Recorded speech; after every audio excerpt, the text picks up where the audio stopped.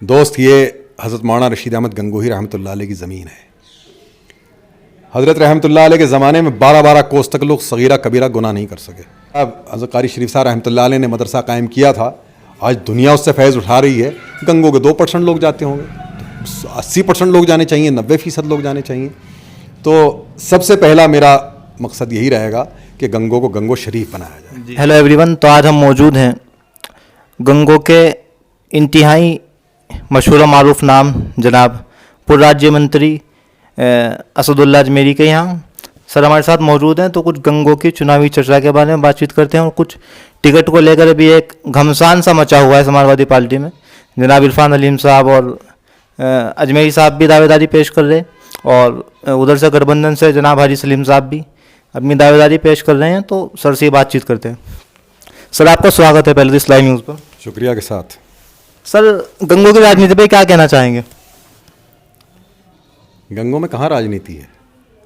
गंगो में तो बहुत ज़माने से गुंडागर्दी है, शैतानियत है, राजनीति कहाँ है? सर आपका इशारा किस तरफ है, ज़रा इसको थोड़ा सा एक्सप्लेन कर दें। उसी तरफ है इशारा मेरा जहाँ आप लोग समझ रहे हैं, जहाँ आवाम समझता है, जिन लोगों का ज़माने से यहाँ कब्जा है, उसी की तरफ इशारा है मेरा। सर आपकी पार्टी में इस मरतबा यहाँ का टिकट लेने के लिए एक होड़ सी मची हुई है, आप भी दावेदारी पेश कर रहे हैं, तो क्या कुछ उम्मीद है टिकट मिलने की?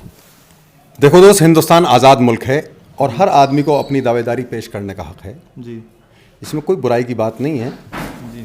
समाजवादी के लोग या जिस भी पार्टी के लोग होंगे, जहाँ जहाँ वो अपनी दावेदारी पेश कर रहे हैं, इसमें क्या बुराई की बात है? जिसका मुकद्दर का होगा उसे मिलेगा। नहीं, ऐसे कौन से मुद्दे हैं कि जिनकी बुनियाद पर कस्बे की जनता आपको अपना चेयरमैन बनाए, आपको वोट दे? मैंने 5 साल सरकार में रहकर वो किरदार पेश किया है कस्बे के लिए कि मैं समझता हूं कि उससे पहले या उसके बाद में लोगों ने ऐसा काम नहीं देखा होगा। मैंने वो इंसानियत का पैगाम दिया है उस 5 साल के अंदर, वरना इससे पहले जो लोग सरकारों में रहा करते थे उनकी गुंडागर्दी और बर्बरी के निशान आज भी मौजूद हैं। मैं अल्लाह से हाजिर नाज़िर जान के ये बात अर्ज़ कर सकता हूँ कि उस 5 साल के अंदर किसी के ऊपर नाजायज़ कोई मुकदमा लिखा नहीं गया, कोई नाजायज़ बंद नहीं हुआ, किसी के साथ ज़्यादती नहीं हुई। और ये भी मैं अल्लाह से डर कर अर्ज़ कर सकता हूँ कि उस 5 साल के अंदर मेरी ज़बान से, मेरे कलम से, मेरे हाथ से किसी को नुकसान नहीं पहुँचा होगा। तो आपने अपना पूरा कार्यालय ईमानदारी और निष्ठा से अंजाम दिया। यह आवाम आपको बता सकती है इस बारे में, मुझसे बेहतर आपको लोग जवाब देंगे। सर ये बताएं ज़रा, कस्बे के इस वक्त जो हालात हैं उस पर क्या कहना चाहेंगे? कुछ लोग कहते हैं कि 70 साल से पानी की समस्या हल नहीं हुई और भी बहुत सारे मुद्दे हैं। ये बहुत अहम मामला है। सराय पट्टी हमारी कहलाई जाती है। यहाँ मन मर्जी नाले को घुमाया फिराया गया है, ढाल नहीं है कहीं।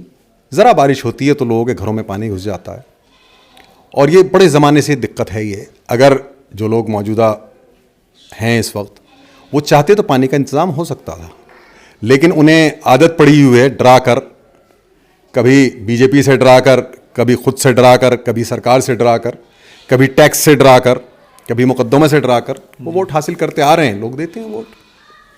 ये जो टैक्स से डराने की बात आपने कही, इसको थोड़ा सा एक्सप्लेन कर दें। ये बात कुछ लोगों को, आप चाहेंगे तो एक खुली बैठक कीजिए आप कहीं बड़े चौराहे पर, मैं ऐसे लोग आपके सामने पेश करूंगा जिन्होंने इनके खिलाफ आवाज़ उठाई, मेरे साथ लगे।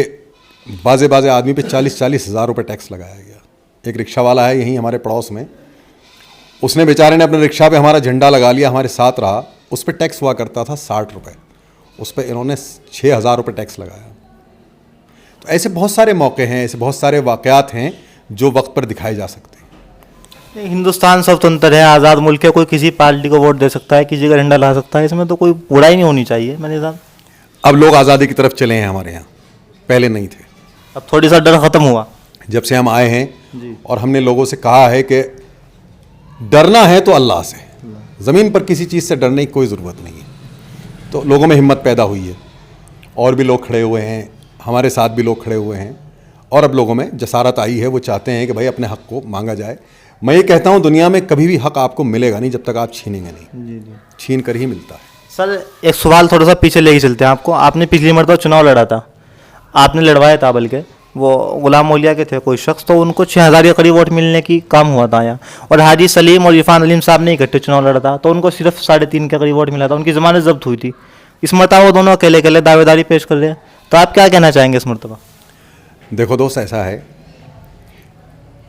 मैं ये समझता हूं कि वोट देना, कम देना, ज़्यादा देना, ये आवाम के ऊपर मुनहसिर है। जिसे लोग पसंद करेंगे उनको वोट दे देंगे। अब हम मुखालफत करते हैं जिनकी, जो हमारे मुखालिफ हैं, हमारा और कोई दुनिया में दुश्मन नहीं है सिवाय एक आदमी के, और उसने शहर को इस तरह पामाल किया है।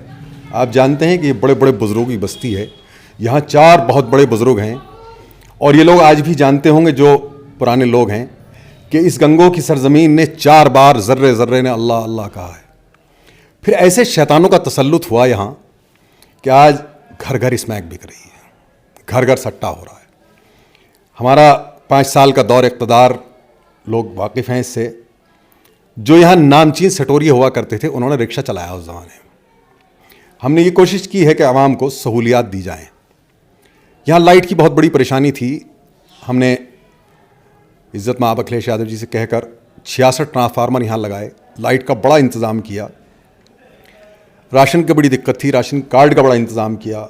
बहुत सारे मसाइल ऐसे थे जो बड़े पैमाने पर, हॉस्पिटल नहीं था, उसका इंतज़ाम किया।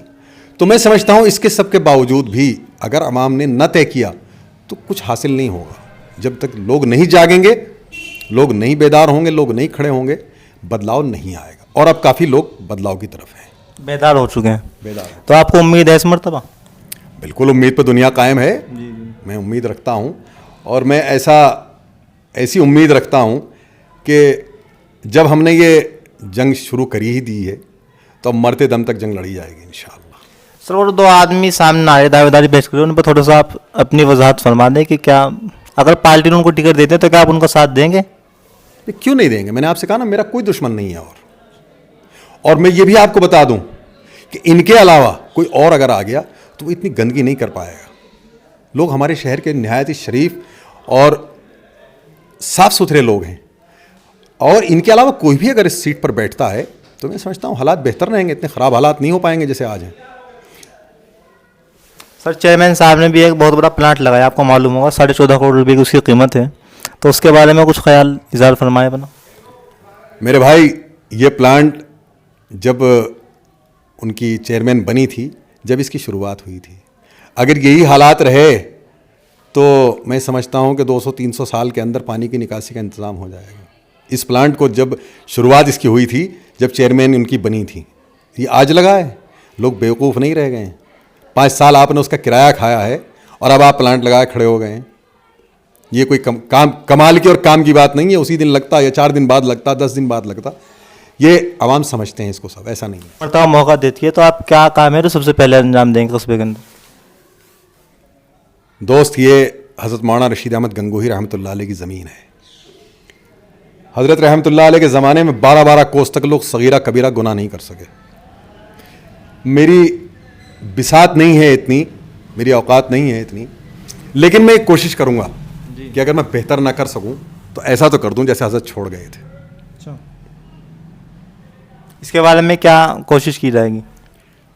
कोशिश यही रहेगी इसके बारे में अहम कि यहाँ से सट्टा बंद हो, जुआ बंद हो, स्मैक बंद हो, बदउनवानियाँ बंद हों, और लोग अच्छे काम करें, बच्चों को पढ़ाएं, अपने लोग मेडिकल कॉलेज की तरफ चलें, स्कूलों की तरफ चलें, तालीम की तरफ चलें। ये अच्छे काम हैं। मदरसों की तरफ चलें।